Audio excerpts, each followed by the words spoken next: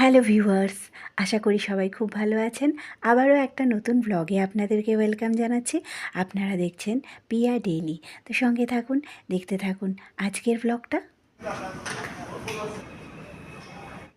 আজকে দুপুরবেলা এসেছিলাম উল্টোডাঙার এসবিআইয়ের জোনাল অফিসে একটা কাজে। তারপর ফিরতে ফিরতে প্রায় সন্ধে হয়ে গেছিলো। উল্টোডাঙা স্টেশন থেকেই ফিরছিলাম। এই সময়টা তো এত ভিড় থাকে, 3-4টে ট্রেন ভিড়ের জন্য ছেড়ে দিতে হয়েছে, তারপর উঠতে পেরেছিলাম। আর তারও বেশ কয়েকদিন পর আজ সকালবেলা এটা শিয়ালদার মেট্রো স্টেশনে। বাইরে এখনও বৃষ্টি হচ্ছে, কাল রাত থেকেই বৃষ্টি শুরু হয়েছিল। আর এই যে টিকিট কাউন্টার থেকে টিকিটটা আমরা নিয়ে নিলাম। এটা হলো আমাদের টিকিট। আর এখান থেকে আরও একটা এক্সকেলেটর করে আমাদের নামতে হবে। তো আমরা যাব হাওড়ার দিকে। অ্যাকচুয়ালি মেট্রো করে হাওড়া স্টেশনেই যাব, আর সেখান থেকে ট্রেনে করে মেদিনীপুর। তো চলুন প্ল্যাটফর্মের দিকে যাই।